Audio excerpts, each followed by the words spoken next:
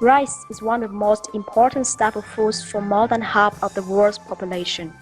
Rice production influences the livelihoods and economy of billions of people. There are 114 countries in the world growing rice, and more than 50 have an annual production of 100,000 metric tons or above. In recent decades, rice production have remarkably increased to achieve the food security for rapid population growth. However, with expansion of rice production, large amounts of rice straw were left behind as biomass and weighted waste. Annually, huge amount of crop residues is fuel burned, which emits a large amount of toxic pollutant and climate forces to the atmosphere. However, rice straw fuel burning emissions is often overlooked in air quality management in Asia.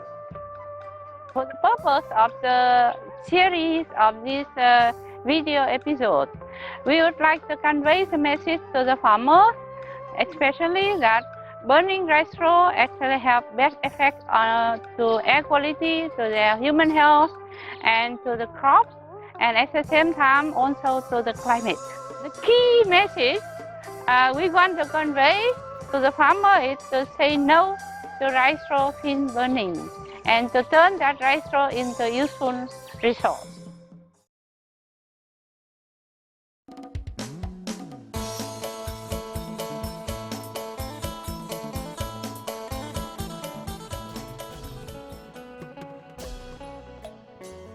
With the world top rice exporter, rice production not only plays an important role in daily life in Southeast Asia, but also in the economies of the regions.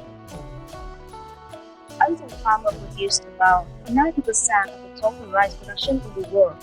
In Southeast Asia, rice is by far the most popular crop with the world two top rice exporters, Thailand and Vietnam. Increase of rice production is a priority in almost Southeast Asian countries. Increase of rice production is not only for domestic but also for export demand. In order to increase rice production, many innovative technologies have been applied, including the use of high-yielding varieties, application of fertilizer, or improvement of irrigation systems. Increased rice production can contribute to poverty reduction, economic growth, and improved food security. As regional farmers getting wealthier, traditional ways of rice straw utilization, for example, cooking or animal feedstock, have been gradually abandoned and even faded away in many areas.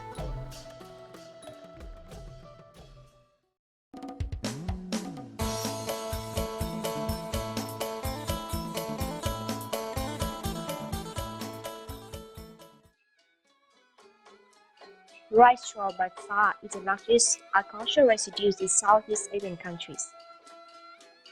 A large amount of rice straw is said to burn directly in the field or in village after grain being separated. This inexpensive method is practiced in many parts of the world. This is done to clear the surface biomass from land for faster crop rotation, to control weed, pests, and crop disease, and to return some nutrients to the soils. The proportion of rice straw burned to the total crop biomass in the field varies among the countries. For example, about 93% in Vietnam and 82% in Thailand. A survey conducted in the central part of Thailand showed a larger portion of rice straw field burning, above 90%. Can you tell us how you manage rice straw for each crop? แล้วปกตินี่พวกฟางข้าวนี่ทำยังไงครับส่วนมากมันจะเผาทิ้งหรือไม่มันก็มีคนแบบมาซื้อเอาไปอัดให้วัวอัดเป็นก้อนแต่ละแปลงจะเกี่ยวไม่พร้อมกันมันจะมีวันแค่ไม่นานประมาณสักครึ่งชั่วโมงหนึ่งก็หมดแล้วจางแล้วแต่เราลองทำแล้วที่ย่อยพอเราตีไปปุ๊บเนี่ยเราต้องรีบทำเลยใช่ไหมอันนี้มันจะเกิดที่ในนาฝ่ามันจะไอ้นั่นนะพอระหว่างข้าวไปมันก็จะตายเดี๋ยวจะย่อยแต่ถ้าเราเกิดเราเผาปุ๊บมันก็จะไม่เกิดแก๊สมันก็ข้าวก็ขึ้นตามปกติไอเราเผาฟางเนี่ยช่วยไล่พวกไข่แมลงอะไรพวกนี้ให้สูญหายไป Intensive fuel burning activity commonly takes place during the dry season. Rice straw open burning activity, uncontrolled and with incomplete combustion by nature, release a large amount of toxic air pollutants, including particulate matter, PM10, PM2.5, OC, CO, NOx, SO2, PAH, etc. The rice straw open burning also releases greenhouse gases, CO2, CS4, and 2O, and short-lived climate pollutants like black carbon and ozone precursor. Emission from fuel burning activity deteriorate local air quality. Our project keep finding shows that during the burning season in Thailand, people living around Pathum Thani are exposed to higher level of PAH, carcinogenic pollutants, than people living next to the Khao Yai National Park. Emissions from fuel burning activity have been reported to cause high personal exposure and result in adverse health effects. The fine particles in the rice straw burning smoke can enter deep into lungs, causing respiratory disease. Tropospheric ozone from the precursor released from open burning is phytotoxic and can cause negative effects on crop yields also. Therefore, reduction of this open burning practice will bring benefit to both air quality and climate. It is necessary to help local farmers understand the negative impact of rice straw open burning to their health and living environment.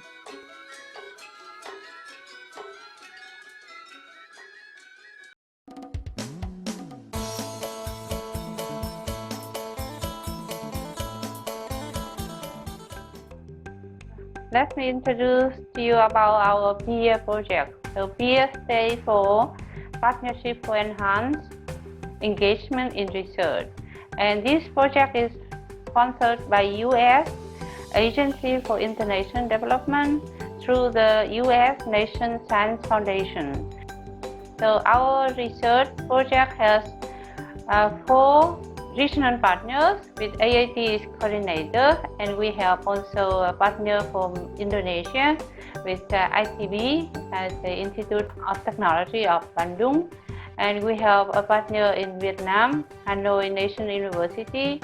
Another partner in Vietnam in the south is Nông Lâm University, and then the US partner we have Clarkson University. The project aims at emission reduction measures.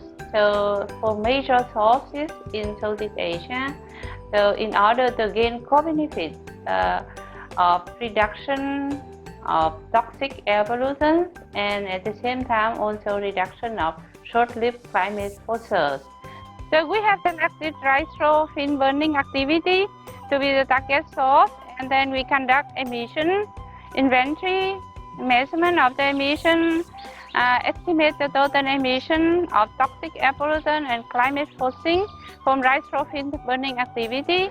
And we also screen the technology available to see what kind of technologies we can actually apply to turn rice straw into a useful resource.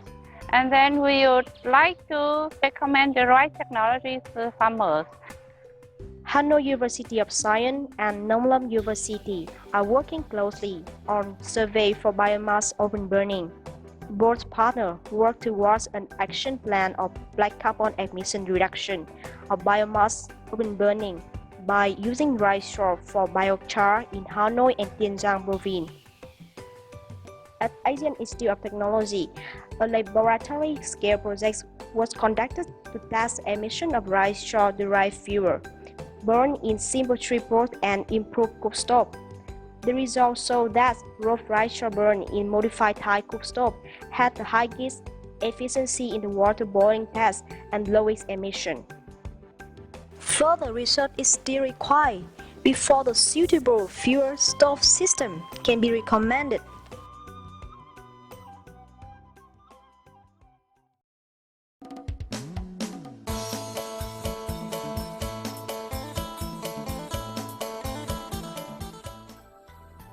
Previously in the regions, People in the rural areas use directly bulky rice straw as cooking fuel, but with the obvious problem, including low bulk density of fuel, cooktop efficiency, smoke, dust, and heat.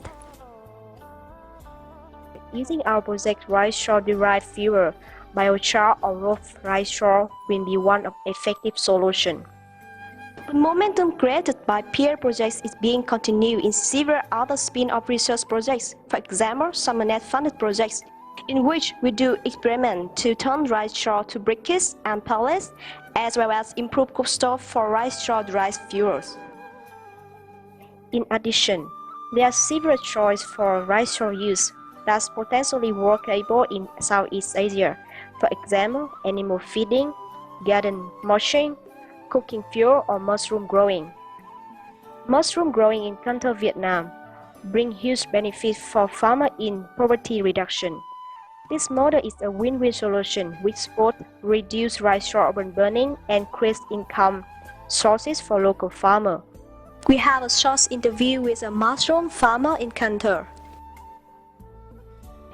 500 mét vuông này cháu tính rằng là tối đa là chắc cao, tối đa là 40 tấn rơm, nhưng mà tưới lượng nước tưới rất ít.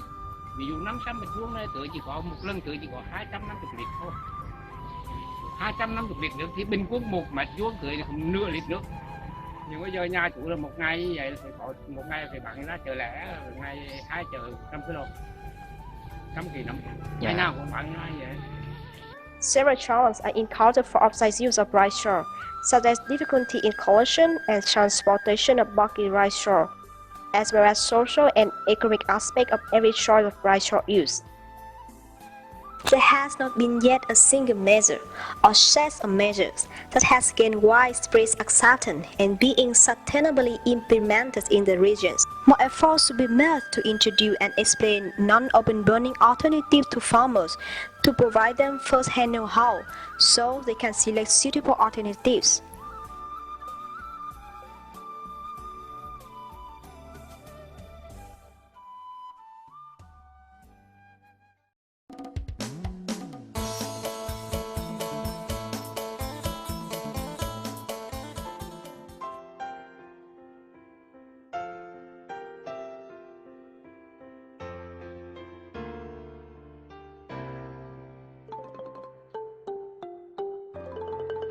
Dùng tương lợi giống như Cần Thơ, An Giang, Đồng Tháp thì thường người ta không đốt mà người ta thu gom về người ta trồng nấm gom. Nấm gom á, thì nó có cái quy trình đó thì về mặt kỹ thuật thì khá đơn giản, nông dân thì đa số làm được. Liệu mình có thể nhân rộng cái mô hình mình làm ở Cần Thơ ở lân cận sang miền Bắc và nước Đông Nam Á? Về mà nấm gom trồng á, thì nhân mô hình rất dễ, chỉ có cái điều kiện về khí hậu, ví dụ như là nhiệt độ thì yêu cầu phải hơn 30 độ. Rồi cái phần nấm gom muốn trồng ra nấm nhiều á là phải tránh cái hướng gió. Thì cái đó hai cái điều kiện bắt buộc phải tương nhiên.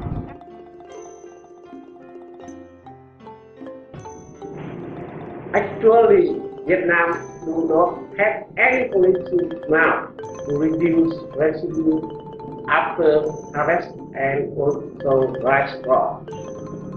We just mentioned about the environmental problem faced in biomass burning and recommendation to cultivator should be used rice straw or alternative purposes. At present, the farmer in Thailand still burning the rice straw and also rice husk on the ground after harvesting. And why do they do that? This has been a practice for a long time, and it will be much easier for the farmer to get rid of all the rice straw and rice husk for the preparation of the next crop. Not only cost saving but also saving time for them for the next crop.